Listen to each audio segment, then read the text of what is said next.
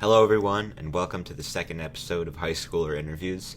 I'm very thankful to have interviewed Brad Stank today. He's a very thoughtful, very talented musician, and we talk about a lot of things, including how he writes songs and his ideas on spiritualism. And it was really fun to be able to talk to him. Uh, one note though is that by accident I didn't record my video on Zoom, so you'll just be seeing a lot of Brad. And without further ado, Brad Stank. Hello, thanks for having me. Um, I wanted to say that last night I listened to the Kinky album from start to finish, and it was really relaxing. It Thanks. it was it was a great experience. Good. I'm glad. I'm glad you enjoyed it, man. Yeah, it's pretty chill, that album. To be fair, I guess what a lot of stuff that I do is quite relaxing and stuff. Yeah, Yeah, that's the aim, I guess. Yeah, chill people out a little bit. yeah. I mean, is like what are you going for when you make music? Um, I would say definitely um something that sounds quite romantic, I guess, or like kind of that sort of sexy vibe to it as well. Um, yeah, just making stuff that's chill, that I would like that is sort of maybe a little bit groovy. I don't know. Yeah, it's hard to describe, I guess, but yeah, like if you're relaxed listening to it, that's a good sign. I think Yeah, definitely going for that as well. Sort of like candlelit bubble bath sort of vibe. yeah, Um, yeah, yeah. I mean, do you think it's like do you think it's important to like have to like be calm sometimes, because it seems like your music is pretty it induces, kind of a calm state. yeah. I, I, yeah, I wholeheartedly think that everyone should be calm at all times. Mhm. um, yeah, no, I mean, I guess, there's a lot of different things you can say and express with music. So I guess that's just the sort of vibe that I chose to like want to put out into the world, if you know what I mean. Because yeah, it can be easy to be. I mean, some of the songs on the Kinky On thing are a bit like sad as well, maybe. Um, but yeah, yeah, that's definitely what I'd rather put out you know, into the world uh, than say like a metal album or like a big like punk rock album or something like that. Um, yeah, I think it's good to push that sort of idea of just chilling out and um, yeah, maybe having like a more relaxed view Yeah, from time to time. Definitely, yeah. I've heard you describe it as sexistentialism.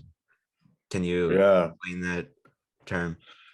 yeah. I mean, there's not much to explain really. It's something my friend said years ago, and I just thought it was funny. So, yeah, it's that like sort of existential, you know, philosophy of asking like big, deep questions and stuff, um, mixed with like trying to make that whole thing like kind of sexy, I guess. Yeah. Um, so yeah, try to write about stuff that's maybe uh, like universal sort of problem, like things that people go through, stuff that everyone goes through, sort of thing, uh, as opposed to that's the idea anyway, as opposed to sort of being too sort of personal or like specific about certain things. So I guess that's where the like existential part of it comes from. Trying to be sort of relatable. Yeah, so it's just going for that, but yeah, trying to keep it sexy as well, I guess, having fun with it and stuff. Yeah. So I want to ask, how did music start for you? Like as a kid?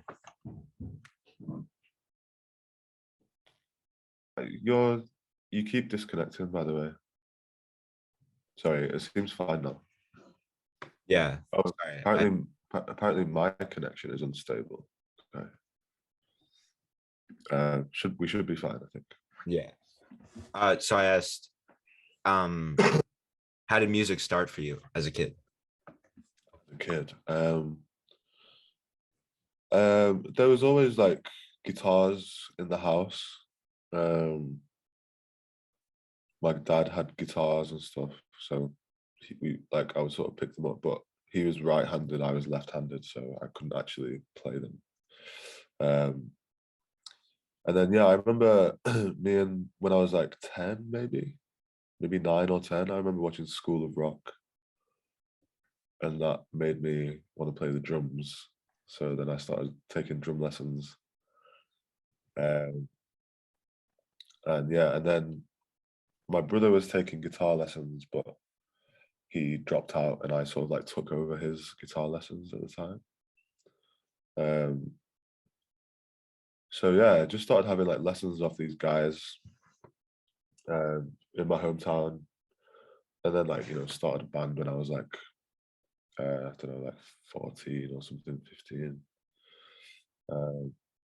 And yeah, I just kind of decided that it's what I wanted to do, and just sort of stuck with that, I guess. Yeah. So yeah, I started kind of young, maybe. I mean, not super young, but yeah, like early teens, Yeah. where I like started writing music and stuff.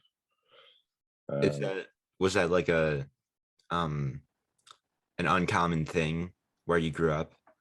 Like decide to become a musician? Um, I guess, yeah. There's no like. I mean, I had friends that were super into music and that played as well, and there was like local bands and stuff like that. But yeah, no, like there's still a couple of guys that I know from back home as well that still like play and write and everything, and play shows and stuff. But yeah, it's not the kind of town where like it's not a super like inspiring place. Um, so yeah, I guess it's a bit odd. Um, but yeah, it was never. I never felt like a super freak or anything. But I think probably when I decided that I was going to go to like university and stuff to do music, that was probably like maybe a bit of a strange thing to do. Yeah, for like someone from that town. But yeah, just a small little place. Yeah, but Yeah. yeah, I was quite happy to get out. To be fair. Mm. Yeah.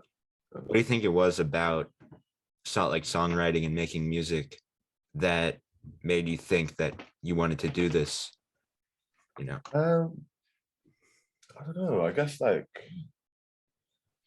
remember like showing some people like a song that I had written, like some friends at the time and stuff, and I must have got like a good response. I can't really remember anymore, but I guess that would have probably like encouraged me. Um, and I loved music so much. Like it's all I wanted to like talk about and like consume and stuff.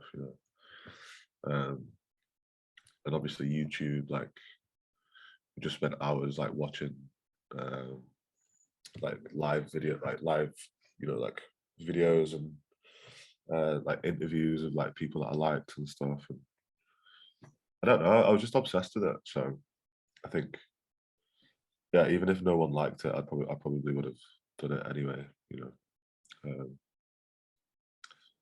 But yeah, I think, yeah, I used to play a few shows in my hometown with my band at the time, and we used to like go around selling tickets at school and stuff, and like it was just really fun, like way to like it was a fun thing to like look forward to on the weekends and stuff, like having a show to play and all that kind of thing. So yeah, so it was sort of like the only thing that I ever really wanted to do. So Yeah, yeah.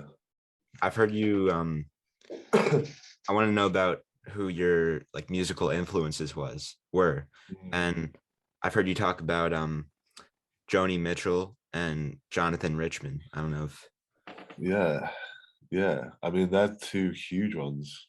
Uh, I would say they're probably a little bit later hmm, on in life that I got into like Joni and yeah, Jonathan Richman as well.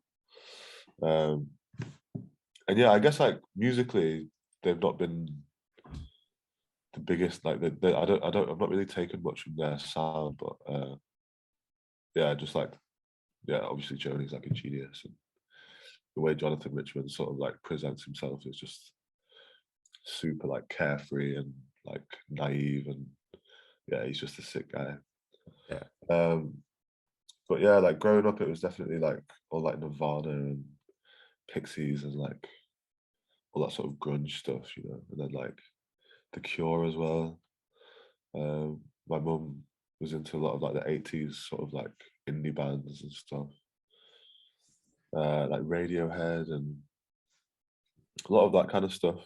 Um, and then obviously as I got older as well, found like Mac DeMarco and Conor Moccasin and like more modern guys, I guess.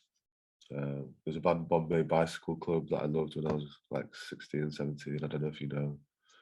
I don't know how well they did in America, but they were like really big in England for a few years. Um, so yeah, loads. I've tried to obviously through my teenage years and stuff. I just spent time listening to like as much music as I possibly could, and trying to like get into weird, like, well, not weird, but just anything, I guess. Um, so yeah, like a lot of Brazilian music as well, and a lot of sort of like a lot of like Ethiopian stuff, and like the sort of like Afro stuff. yeah, Um, so yeah, I think you got to like try and take bits from everywhere, I guess. yeah. Was it just curiosity that led you to? I think so, yeah, and like, but like you want to find bangers. It's kind of like, I guess it's sort of part of it probably comes from like wanting to find tunes to like show your friends or something, Yeah, to like impress your friends and be like, check out this sick song that I found in like the depths of YouTube somewhere or something. Um, so yeah, we used to do a lot of that, like share, like me and my friends would share music all the time and stuff. Um, and yeah, like Chet Baker as well, and like a lot of those like sort of vocal jazz people who I've recently just got back into like being obsessed with Chet Baker. So hmm, yeah, that's a good time. He's a bit depressing, but um, his music's really beautiful. So yeah, I yeah. agree.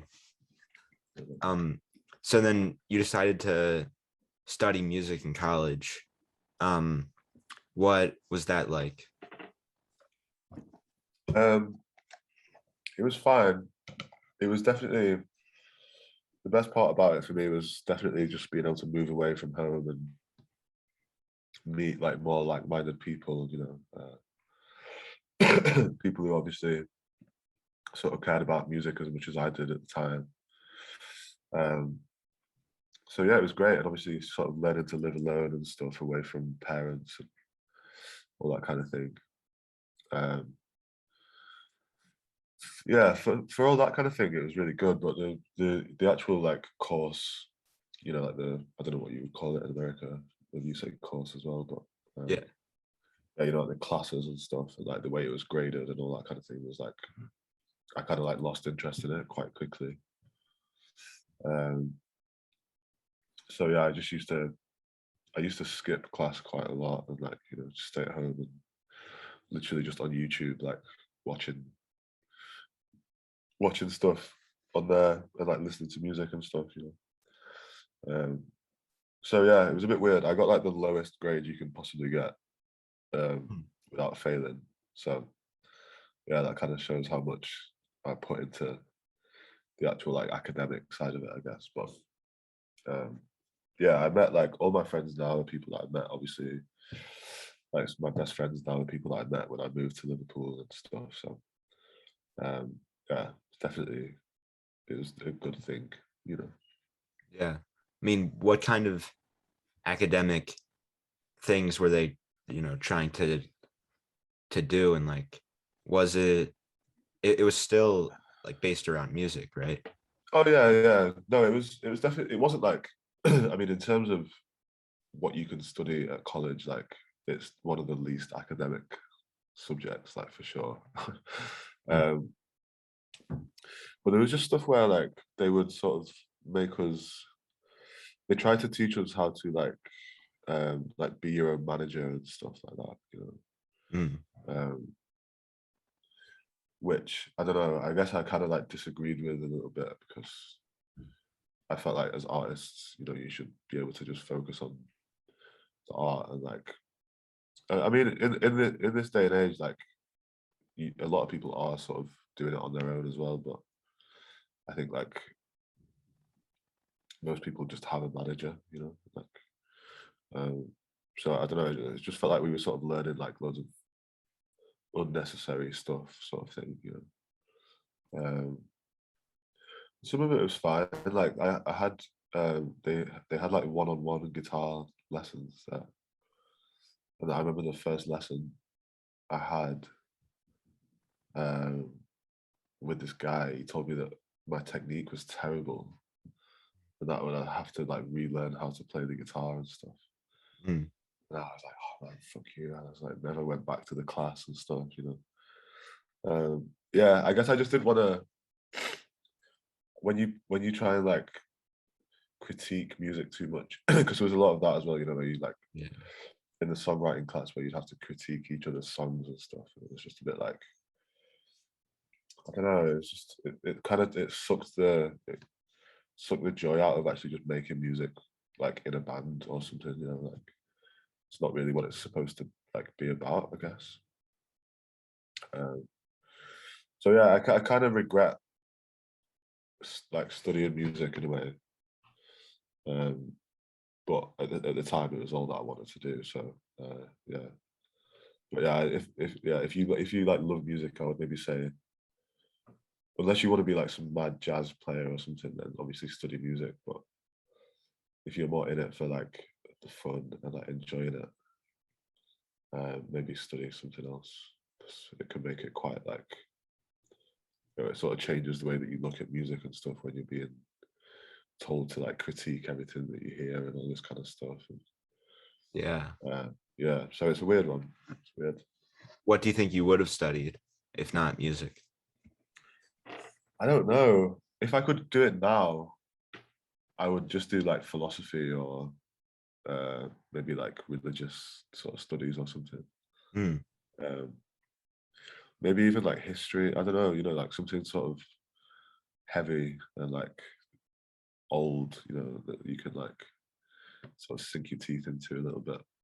And like you would find out loads of like you would learn loads of interesting stuff. Uh, so yeah, but like I said at the time, like the only thing in my mind was like I'm gonna do music at university and stuff. So yeah, I wouldn't really change it, but I think if I could live the exact same life and like just change what I studied, I probably would like Mm. change it. Yeah, but yeah. Mm. Did you want to, were you focused on like becoming more successful as a music maker after college? No, not really at all. um, I was playing drums in a band uh, kind of throughout when I was studying, um, called Truly and the Romance, and we were touring quite a lot, you know. And we like spent like few weeks in a studio doing an album and everything, and I was just the drummer, and like I did some like backing vocals and stuff as well. Mm. So I was like, that was my sort of priority for around like 4 years or something maybe. And then yeah, I was always making music on my own, obviously as well, just like in my bedroom and uploading it to SoundCloud and stuff. But I was never really making it for that reason, you know, to like push it and like, uh, yeah, that wasn't really in my head about it. Really, I mean, I guess that's deep down you want it to be successful, but yeah, I was kind of focused on drumming in this other band at the time, and then it started getting like my music started getting some attention and stuff. But yeah, it was super organic though. It wasn't like you know, I wasn't really pushing it at all. I was just uploading it to SoundCloud and stuff like that. So Yeah, you yeah, were kind of wild. just like making it because that's what you wanted to do. Yeah, yeah, this is what I did. Yeah, and I was like, I don't know, like that the song Pondweed was just like sort of came out of a joke and stuff, you know, where like yeah, I was like, because that's what we used to call like crap weed or whatever, you know. Yeah. Um, so yeah, it was sort of like a joke song, but I was just like sat in there. I used to live with like 5 friends, and we just like sat playing guitar and stuff. And I sort of came up with that thing, and then like later on, I just recorded it and like decided to make it like a full song or whatever. And then yeah, now it's like on Spotify and like people sing along to it at the shows and stuff. So yeah, it's kind of crazy, but Yeah. yeah, it was just made just for fun, you know. Yeah. Yeah. I actually did want to ask you about pondweed because uh like it's kind of like a stoner anthem, but I've heard you say that it's kind of criticizing like people who just smoke the pond weed all the time. I mean, Yeah, they're lazy and they don't care about anybody else, you know, they just want to get high all the time. Yeah, I guess it kind of is like a bit of a yeah, I mean it's sort of about myself though, so it's like it's more like a song about how I would be when I was smoking a lot of weed back in the day and stuff, you know. So yeah, I don't know if it's like against weed, but it's more like uh I was sort of saying to myself like maybe I should stop smoking weed all the time, you know, and like being annoying and stuff. So yeah, but that is funny though, yeah, that people sort of like people are, you know, people love like getting stoned and listening to that tune, but yeah, yeah, it's sort of yeah, it's sort of like a love song saying I'm sorry that I smoke too much weed all the time, sort of thing. But yeah, yeah, it's definitely I don't know. I wouldn't say it's in praise of weed. So yeah, but yeah, the stoners love that song. Yeah, it's good. It's good fun. yeah. And then uh, flirting in space and OTD. You wrote those for your songwriting class, right? Yeah, this is like Nardwar interview. I guess. How did you know that? I mean I've been Did you listening just? to interviews with You listened to some other. Yeah. Okay. yeah, Yeah. Yeah. Flirted in space. Flirted in space was for like my last year songwriting thing. Yeah. Um, but you know, I wasn't like writing it to like get a good grade or something. It was sort of mm, like maybe about a week before the like um, we had to sort of hand over the songs for the to the lecturers or professors or whatever. I would sort of just sit down and like make a few songs and stuff. And yeah, Flirting in Space was one of them. Um, so yeah, that's kind of weird as well. But I did like the song. I remember liking the song. Um, and that's why I put it like up on SoundCloud and stuff, because there was a few songs that I would write for the songwriting class that I would never like show to anybody else. You know, it's like it's too embarrassing or something. Mm. And then yeah, OTD was written for just I made it for my girlfriend at the time because she was away during the summer for like 2 months or something, and I don't know, I thought it'd be like a cute romantic sort of thing to do, like make a little song for somebody. And I was just having fun as well, you know, like sat in my bedroom. I was back home as well actually then, so um, yeah, I was just sort of middle of summer, just messing around really. Um, and I think I was really into like Con and Moccasin at the time. And I was sort of trying to do his sort of like plinky guitar sound sort of thing, you know. So yeah, just yeah, a lot of it just comes from sort of having fun with it and stuff. So that's nice. I think maybe people can maybe people can hear that in the songs as well, which is why they like people like them so much. I think because I think you can probably hear that they're just being made quite like honestly and just out of wanting to just have fun with music rather than trying to write like super serious, big like hit song or something. Yeah. So yeah. And so it's pretty much the same. The way that those songs are on Spotify now is like what you had back then. Yeah, yeah. OTD definitely. Yeah, Flirting in Space. Yeah, I think they were all. I think when I finally put them out on Eternal Slowdown, we had them like mastered and stuff. Um, but yeah, they're all just like what I made on my computer. Yeah, so very like. I mean, I listen to them now and think they sound terrible, to be honest. But yeah, I mean, that's probably a good thing. It shows that I'm like wanting to be better or something. But yeah, they sound like really, really bad to me now. But I'm glad people are still listening to it, obviously. So Yeah, that's interesting because like they don't sound bad to everyone else. yeah, well, I hope not. Yeah. I guess yeah, people still listen to it, so I guess they don't sound that bad. But no, just some like there's just some parts in there where I'm like, I can't believe I kept that in, or like because I was doing it for fun. Like I wouldn't record. Like, if you go to the studio to make an album, like you can do like you can do like 100 takes of the same guitar part or something, or like Mm. vocal line or something. And because I was doing it for fun, I would do like maybe like 2 takes, like maximum. Like I was like, I don't actually care about this, so like it's just going to be for fun, sort of thing. So yeah, I wish I'd sort of put more time into making sure that I was like happy with, like the vocals and stuff like that. I think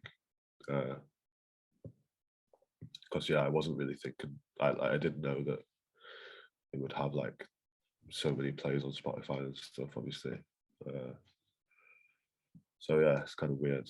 And yeah, it makes me cringe when I go back to listen to it and like hear this like little vocal bit that I'm like, oh, it just sounds so bad. Yeah. But So now yeah. you put more like like effort into making sure each part is perfect. I guess so. Yeah, I wouldn't say perfect, but Yeah. I definitely do put a little bit more time and effort into like doing vocal takes and stuff.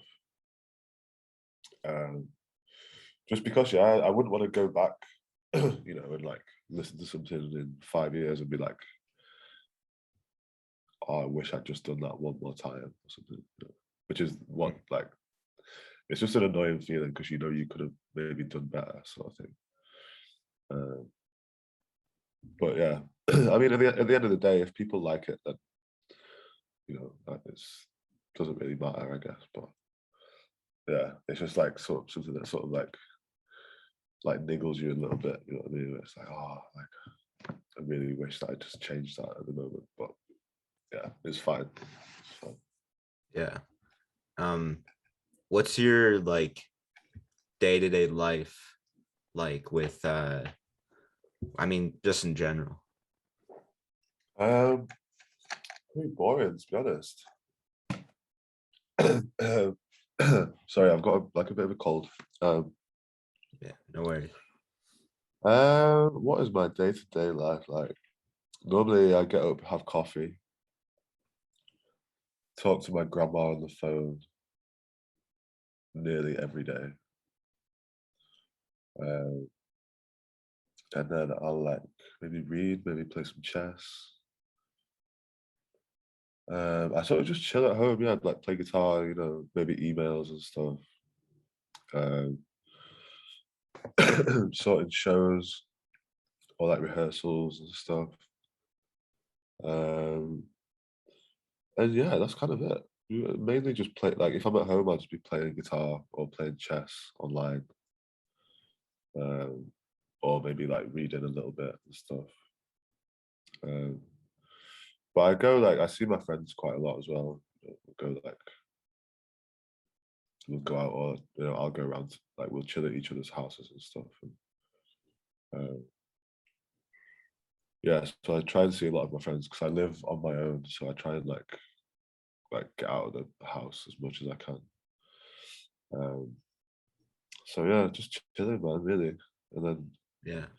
try to uh, sort plan for the future. Like try and sort shows out and stuff for the future. Um, but yeah, we're just chilling, really. Yeah. It's Well, nice. like you um it I mean it seems like there's more than just chilling because like you could just be like sitting around like not really doing much, but like I don't know, like it seems like playing the guitar is it's it's kind of, at least to me, I don't play the guitar. It seems like I kind of it you need to be focused and stuff. And what do you think that like adds to your life rather than just like doing nothing all day?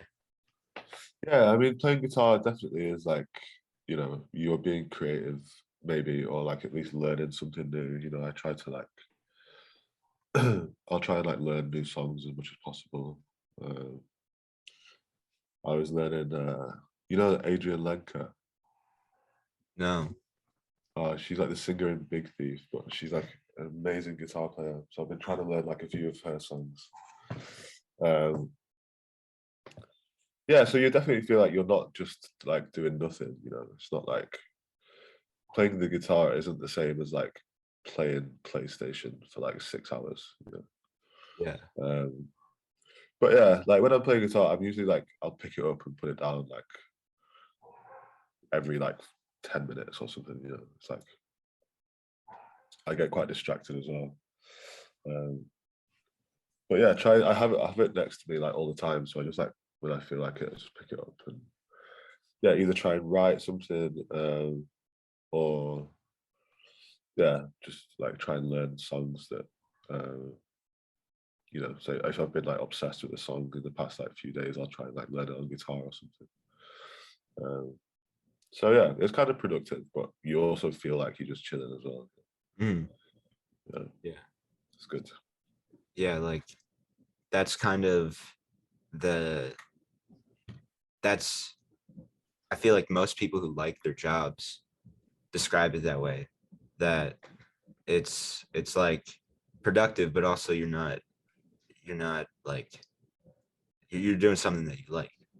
Yeah, exactly. Yeah, I think for me, as soon as I try and like force music or like force a song, it immediately becomes like not fun and like you can like I don't think I've ever really written a song that I liked that I really like forced out, if you know what I mean. Mhm. So yeah, it's definitely important to just enjoy it. Yeah. Um, and like not put like pressure on yourself to like feel like you should be being productive with it or something, Yeah. Does it just the songs just like come out? I guess so. I mean, there's a lot of you have to be sort of patient, I guess. So yeah, sometimes you like sit and play guitar for ages and nothing comes, and, like, or something comes straight away, or like there's no, for me anyway, there's no like real like logic to it, I guess. Um, where I know like some people will sit down and like just write music all day, sort of thing, and like yeah, but I can't do that for some reason. I don't know why. But yeah, when it comes, it tends to just come out. Yeah, or you get like a little idea and you sort of you play with it and then you build on it and stuff. Or like a lot of my songs were like I've stolen so many drum beats, like it's crazy. Like, like you hear a drum beat in a song that you really like, and like okay, I'm gonna use that and like change it a little bit. And then you can like then I'll just build a song around that or something, or maybe like a little chord change, or maybe even just like a song title. Like you get like an idea. And, yeah, so it can come from anywhere, I guess. But it's important to always be sort of open and ready to like let it happen when it does. So yeah, Yeah. How much does spiritualism uh affect your songwriting? I'd say it affects it quite a lot. Yeah, um, it's definitely something that I want to put into the music. So I try and like I'll watch stuff online or read books and stuff. Um, and yeah, I'm always trying to find like little bits to steal for lyrics and stuff.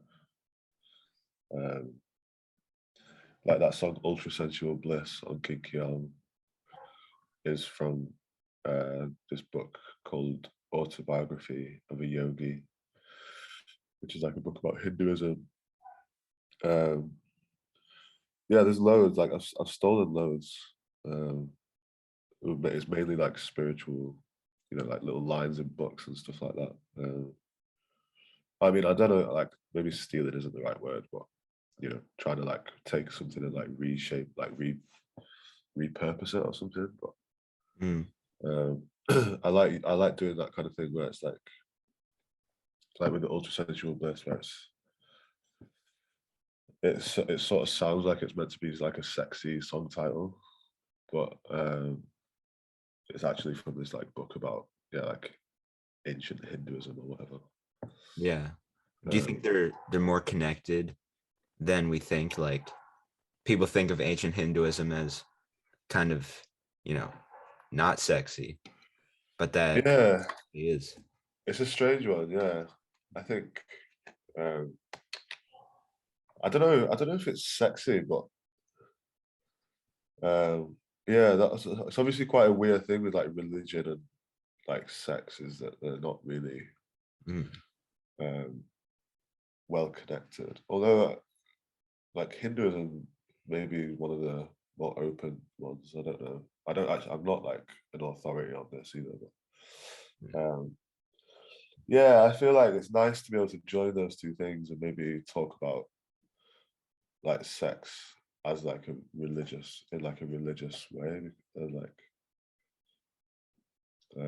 it just makes it, I guess, don't know, like wholesome isn't the word, but yeah, like sex can definitely be like a spiritual sort of thing with with the right person or whatever. So yeah, it's just I just find it interesting to try and like join the two in those sort of like double meaning sort of vibes. I just like it's just something fun that I like to do. mm, Um, so yeah, I don't know. It's a hard one to talk about like religion and sex and stuff. Like I'm not actually I don't like belong to any sort of religion, so I couldn't like speak about that whole thing. But, yeah. uh, But mean, I get the idea of like, you know, when people say like, oh, we don't have sex till marriage or something and all that kind of thing. I think it carries some sort of like spiritual purpose. Um, but yeah, I read this book by this woman called Camille Paglia once, who says that like that's like the one thing that religion has got wrong, like not like allowing like sex to be a part of like that, because it's such a obviously like normal, natural part of life sort of thing. And I guess like religion tries to sort of deny it a little bit or something. But yeah, maybe with good reason. I don't know, but yeah, I guess it's about balance and stuff. yeah. What do you think the interest in spiritualism came from for you? Well, I was raised very atheist. You know, I was the kind of guy that would be like arguing about the existence of God and all this kind of stuff. Mm. You know, thought I was super smart. Um, but I read there's a book called The Dharma Bums. Oops, sorry, by Jack Kerouac. Mm. I don't know if you know Kerouac. I've heard of him. I haven't read. Yeah. So yeah, he's still sort of like my favorite guy to read. But yeah, he's from like Massachusetts somewhere, and like obviously sort of grew up in New York and stuff. But got really into like Buddhism and stuff like in the 50s, before it was like super like hippie, you know, like the hippie 60s sort of thing. It was like he sort of like inspired that a little bit, I think. And he was like raised Catholic but got really into Buddhism, and like was really interested in loads of different religions and stuff, you know. So it was sort of through reading him really that I found like an appreciation for it, because he would write about it all like really beautifully. Yeah, it just started to seem to me like a nicer way to sort of like look at life and stuff, you know, rather than like, I don't know. I looked through when I was like a teenager and stuff. I was quite like angsty and like, you know, Mm. maybe a bit like obsessed with like politics and all this kind of stuff. Which I think is good, but I think I like burnt myself out a little bit on it. And yeah, I remember we had an election in the UK for our prime minister, and there was this guy Jeremy Corbyn who was like Mm. super like socialist guy, you know, like very like left wing, and like everyone was super excited about him. And there was this big election and he lost, and I was so upset and stuff. I was like, oh my god, with like the country's doomed and all this kind of stuff. And I just realized that I was like letting it have way too much of an effect, like on like how I felt and stuff. You know, like whether this random guy that I don't actually know like wins an election or not. Yeah. Um, and then yeah, around that time I sort of started getting into like the spirituality stuff, and like just yeah, it seems like a nicer way to like a nicer lens to look at life through than being like super pissed off all the time, I guess. Yeah. Yeah. Yeah, I definitely relate to that with like, you know, in as being a teenager who probably gets like too worked up into things sometimes, you know. Yeah, I think that's good as a teenager though. Like you Yeah. have to have some like you have to be a bit like crazy, I think, when you're a teenager, you know, like yeah, you have to like be very emotional and like feel things as much as you can and stuff. So yeah, I don't regret that, but I think yeah, I just got to a point where when I was like maybe 21 or something, I was like, I need to chill. Like, you know, so, you know, like when you find yourself like arguing with your grandparents about politics and stuff, it's like Mm. this probably isn't the best thing to be like super passionate about. You know what I mean? Like yeah, I don't know. Obviously it's obviously really important, but I just feel like there's a lot of potential for it to be uh, like more divisive than like bringing people together, if you know what I mean. Yeah. And spirituality sort of removes all of that in a way, you know. So yeah, I think we have these like leaders, and then it's like choose a team and stuff, you know, and it just ends up being this like big, especially like with it, like Twitter or whatever, you know, like online. It's just like it's just constant like arguments, and you know, it was quite a lot really. I don't think it's very good for like people's mental health. You Yeah. know? So yeah, that's kind of why I still get a little bit of, like, I'll talk about politics with my friends, but something I choose to not really like engage in online because it's yeah, it's just a bit too crazy. So Yeah. yeah. What's the importance of to you? Oh yeah. Well, it's obviously just quite a beautiful word, and like it's obviously the it's I guess it's meant to be. I think there's a few definitions for it, but the one that I remember reading and liking was like the sound of the universe. So it's like, you know, people go like, oh, it's like the sound of the universe kind of thing. And I just thought it was really nice. And around that time, I was reading like these few different books about like Hindu stuff, and like obviously I think it's used in Buddhism a little bit as well. But the symbol is just beautiful as well. I don't know. It's just like it's sort of like the beginning. Like it's like I don't know how to explain it, but I guess it's just like everything in one. You know, like, Mm. all it's like yeah. I don't know. I just really like I got a bit obsessed with it. And then yeah, the kinky arm is like I guess that was another one of my like silly jokes about if arm is the sound of the universe, then like if like like kinky arm would be like sexy noises or whatever, you know, like Mm. you know, don't know. Yeah. But yeah, I don't know. I thought it was a bit of a stretch, but I thought it just sounded good, like the kinky arms thing, you know. And I was reading this really beautiful book about the Hindus and stuff. Yeah, so I don't know. Yeah, kind of. I just kind of like I think I like wrote it down one day and then it just stuck. Um, and I had the idea to call the album that for quite a while. Um, yeah, I don't know. It's like it's not really mine. I just learned about it, you know, and like was really interested in and thought that religion was really beautiful. So it's kind of like I guess it was sort of like paying homage to that like part of my life where I was like really into that thing, you Mm. know, and like the idea of sort of trying to get into Hindu like ideas and philosophies while being like a Western guy that has never really been exposed to it, sort of thing, but um, finds it super interesting and beautiful and stuff. So yeah, that was kind of the idea for the album, is to give like a Western perspective on that, I guess. You know? Yeah. And it's kind of like it's serious, but it's also like you said, like kind of a you know, not too serious. Yeah, like I like to talk about serious things, but you can do it in like a nice way. Mm. Um, I mean, that like the song on there as well, "Breathing Like a Baby,"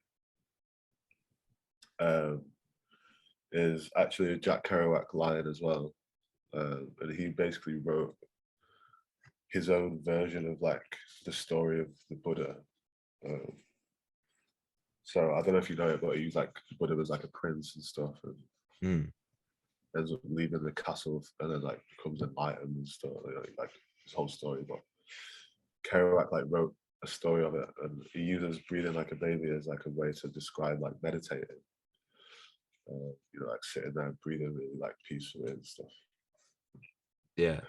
Um, so yeah, that's like a whole thing about like meditation and all that kind of stuff. But like obviously Sean Jones like rapping on it and stuff. You know, he has like a really his rap sort of like gets the idea of the song, I guess. But yeah, it's like a fun way to sing about that kind of stuff, you know.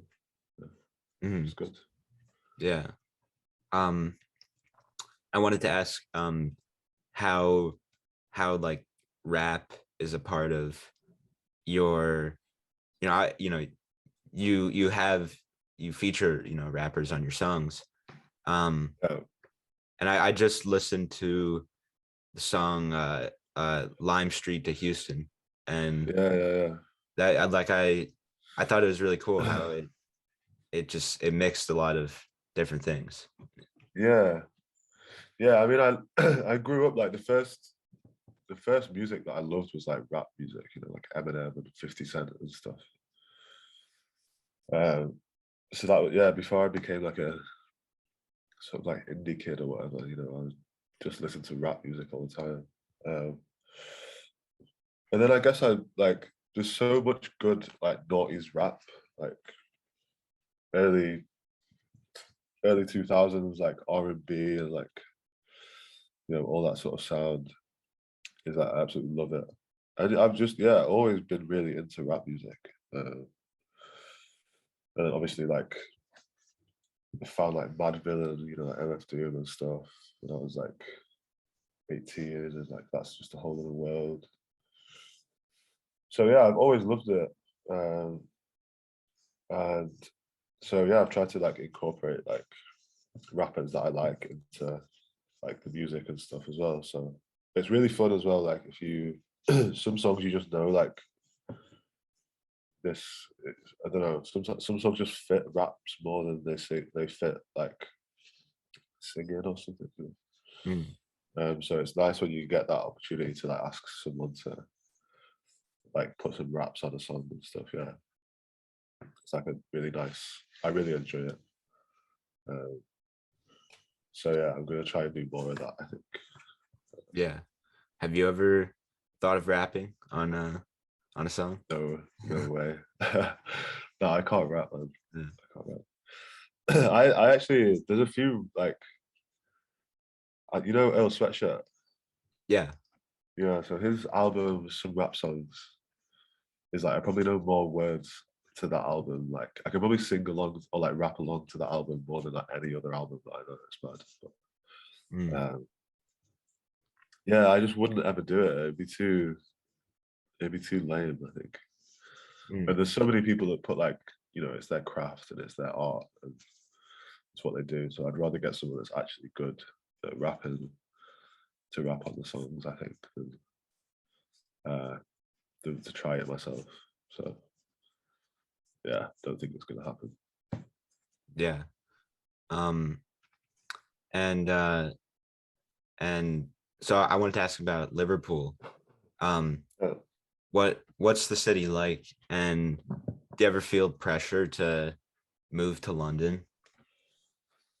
yeah, there is that pressure, um, but I don't think I'll go to London to be honest. Um, it's too crazy. Yeah, have you ever been? I've been to I went to the UK once, and went to London and Edinburgh. Oh, okay, yeah. Edinburgh's really cool actually. I like Yeah. Edinburgh. But yeah, London, I like going down to London for like, you know, maybe a day or two and playing shows down there is always really fun. Yeah. Um, but it's just a bit too crazy for me. Liverpool is much more, it's a lot smaller than London. Um, so yeah, I mean, it's the kind of place where like in Liverpool, you can walk from one end of town to like the other in like an hour max. Whereas like London's like three cities, like just all like smashed in together. It's like it's like ridiculously huge. Yeah. Um, like so, I played in London in December, and I have some friends there and stuff. And some friends like it took some of my friends like an hour to get to the venue. Mm. It's like, but they live in London. It's like it Uh-huh. shouldn't take you it shouldn't take you an hour to get somewhere in your own city. So Yeah. um, yeah, so Liverpool's nice. I live like South Liverpool, which is very like got a really nice park here, Sefton Park. and it's on the water as well. There's like docks and stuff. You know, it's like quite historical, sort of like dock in town and stuff. Yeah. Um, so yeah, it's really nice. Like the people are super friendly and funny, and yeah, it's just good. Like obviously good music history with like the Beatles and bands like the Coral as well and the Zootons and stuff. Yeah, there's like a really good musical history, and like the scene, the music scene at the minute is really really good as well. Um, so yeah, I kind of have no reason to leave. You know.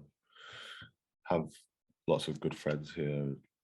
The pubs are good. The beer is cheap compared to London.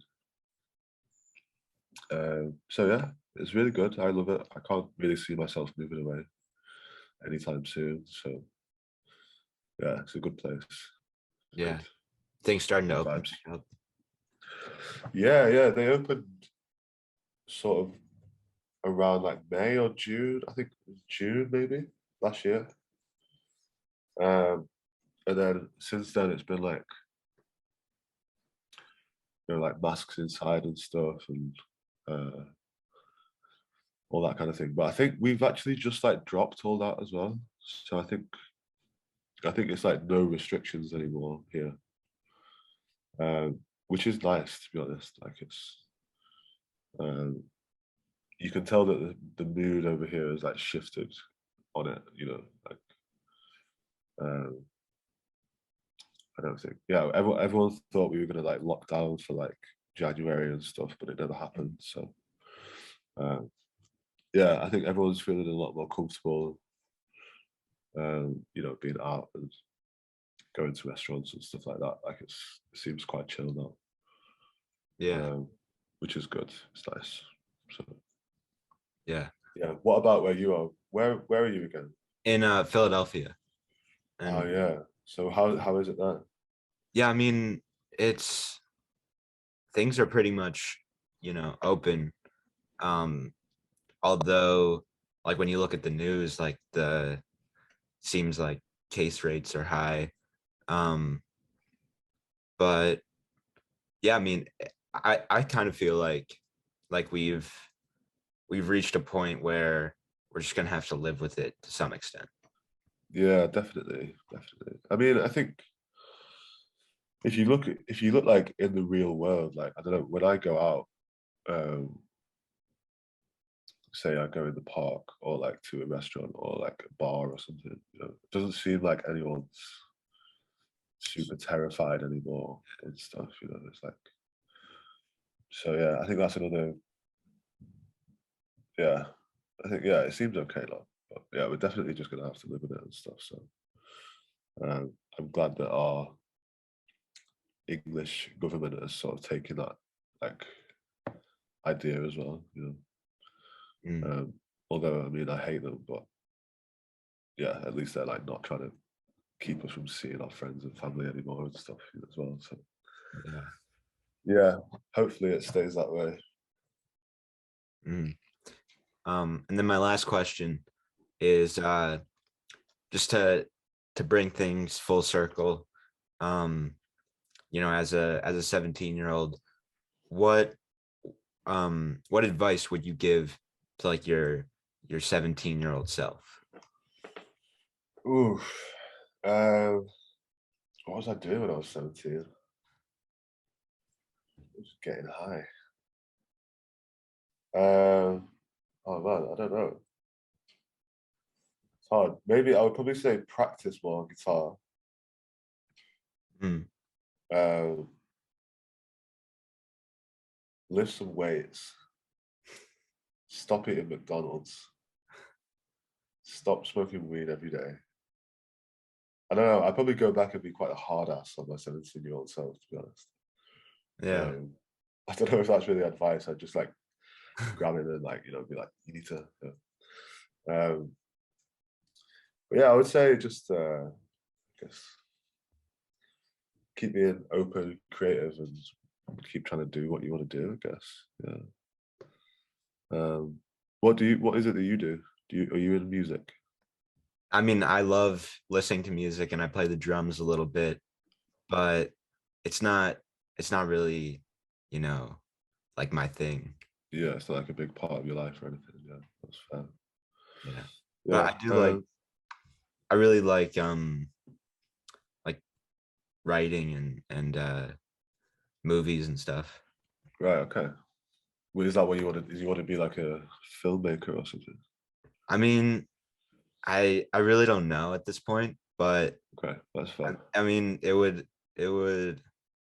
yeah, like something with that, or even just uh like being a journalist would be cool. Something with writing. Okay, yeah, yeah, yeah, yeah. Sick. Okay. Yeah, I mean that's like I sort of I think when I was 17, I definitely knew that I wanted to do music, and Hmm. I sort of just kept at that, like so I guess at least I had that to like, I was always sort of looking forward with music and stuff. Um, but yeah, maybe I would say just like keep open. If I was talking to my own 17-year-old self or whatever, yeah, be like open to opportunities and uh, you know just be persistent and persevere and stuff. Yeah, yeah, Yeah. it'd be interesting to meet that guy. Uh-huh.